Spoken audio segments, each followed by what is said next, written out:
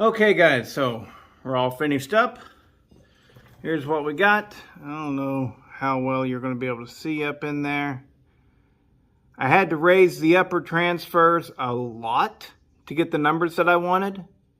Like a whole lot. We'll get into that in just a second. Widened up the lowers, and all this really does, guys, is just, you know, we're not really increasing any volume here. All we're doing is making a smooth transition into the already existing transfer ports, right? So that's all I did. Now, because I had to raise the uppers so much, I did increase volume there. And I guess there's a little bit of increase here as well. But, you know, all it is really is smooth transfer, okay? These, this cylinder skirt actually went up to about right there. Had to cut all that out. Of course, it was also pretty much the exact same height as this. So I had to cut all that out. But let's talk about what I did with the numbers. All right, so after I machined it, so it had, without a base gasket, okay, without a base gasket, it had 53,000 squish. Which is way high. Which is why pretty much anybody that's porting one of these is going to get really good gains if they are cutting the base. Because it's just like absurd high. All right, well, right here I have the actual base gasket, so let's take a quick measurement on it.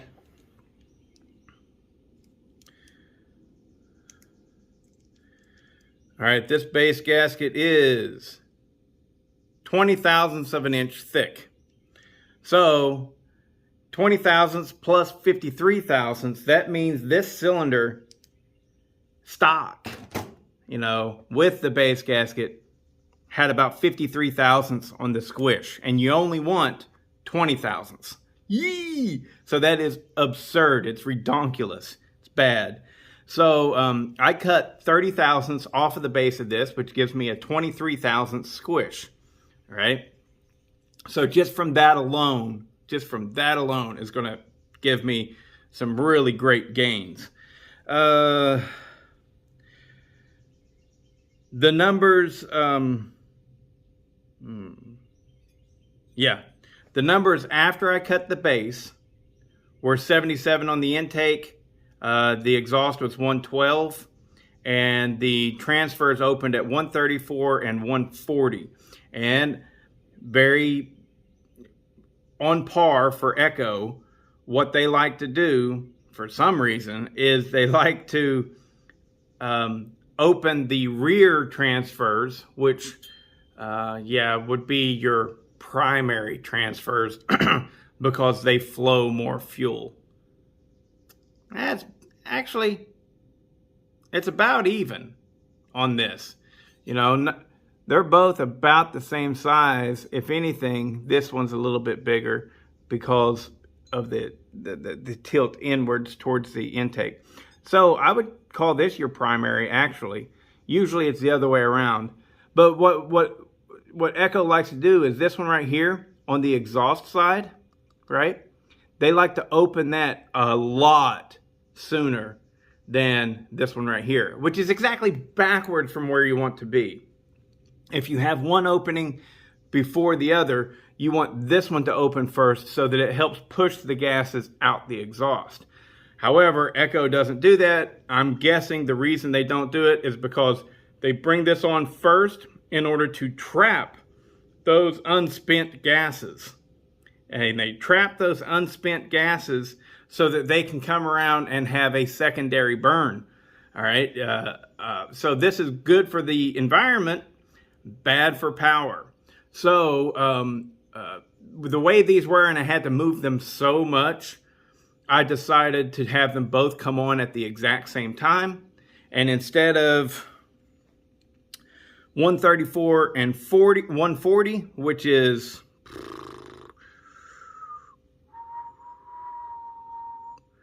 22 and 28 degrees of blowdown. That's the way it was, 22 and 28 degrees of blowdown.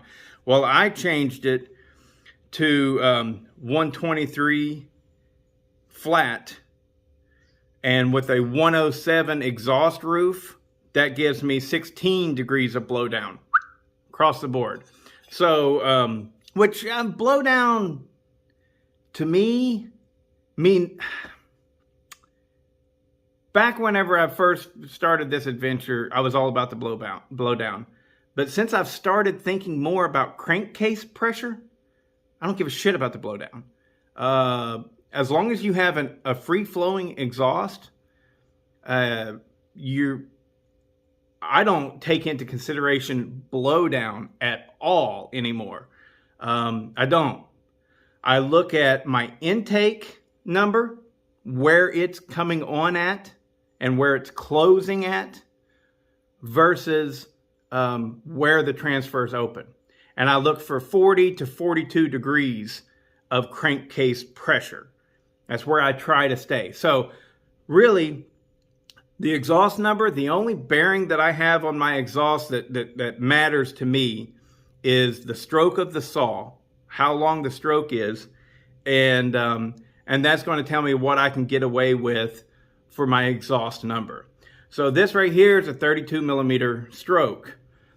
Really short stroke. I mean, it's a small saw. It's normal. That's normal. It's a small saw. So that tells me I really don't want to ever go below 104 in a normal, I'm building a good firewood saw scenario. Okay. So, but this one right here, I am going to recommend the fella runs a 20-inch bar, and I want him to be able to pull on it and push it through the wood. And so that right there, I got it. The exhaust is set at 107. So with a 107 exhaust and 123 transfers opening, we're looking at 16 degrees of blowdown. But how did I come up with the 123? I came up with the 123 because my intake opens at 82. 82 plus 40 degrees of transfer, crankcase pressure, right, brings you to 122 degrees, right? So I actually marked it for 124. Yeah, I marked it for 124 because I know that I typically blow past my number, right? And I did in this case, but I got my 123, which puts me at 41 degrees of crankcase pressure. So the intake, all I did was lower it a little bit, rough up the surface. Whenever you see that right there, and see all that dark stuff, woo, come on, get in there. There we go. All the dark stuff right there. When you see that, what that is plating. It's plating on the cylinder. And if it gets real close to the edge, I don't think that it's worth messing with because I might blow through it and cut too deep. So I leave it, it's fine by me. So all we've got is just a little bit of texture. I didn't really open it or anything. That's a nice big intake. I thought it was just fine. All I did was lower it just a little bit to give me my 82 degrees. The exhaust, I widened it up pretty good. You can't really tell. Why? You can't ever tell, you know. But I did. I widened it up pretty nice there. You got to watch out because on this side right here is your the ring pin. I think it's that side. No, it's this side. This side over here. There's the exhaust side ring pin, right? And you can't widen up your exhaust really far on this side because you'll get into that pin, and that's where you can you're likely to start hanging a ring. But I got all the edges beveled up. I got it sanded up a little bit with my hand. I literally take a piece of sandpaper. It's actually emery cloth. This is 180, and I get in there. And with my finger, I rub on those ports. And this is after, like on the intake and on the exhaust, I bevel it with a little round ball like that, all right? I bevel it like that. But on the transfers, they're small enough. I mean, I'll hit them a little bit, but mostly the only thing that they get is some sandpaper. Don't worry about scratching your the plating on your cylinder doing this. It's just not going to happen. Just seriously, it ain't going to happen. All right, so I'm going to blow this out, clean it up, put it all back together, and oh, the muffler mod. Let me get that and I'll show you. The muffler, here's what I did. Ta-da. So the hole that was in there from the factory was pretty good size, but I went ahead and I ground it all out and made it really big. It's 3/4 of an inch or more in there. And we just got one of these deflectors from Dino Joe. Oh, come on, there it is. I really want you to see how big that hole is. Anyways, it's a nice modded muffler, and I like these little deflectors because, well, they work good. There's a lot of times whenever you use the pipe sticking out, and I like the pipe. I do. But a lot of times whenever you have that pipe sticking out, you really got to take into account the brake, right? The brake flag and stuff, and am I pointing right at it and everything? These things, just make sure it's shooting out the front. You're not going to get into the brake pad or the brake flag or anything like that. It's slim.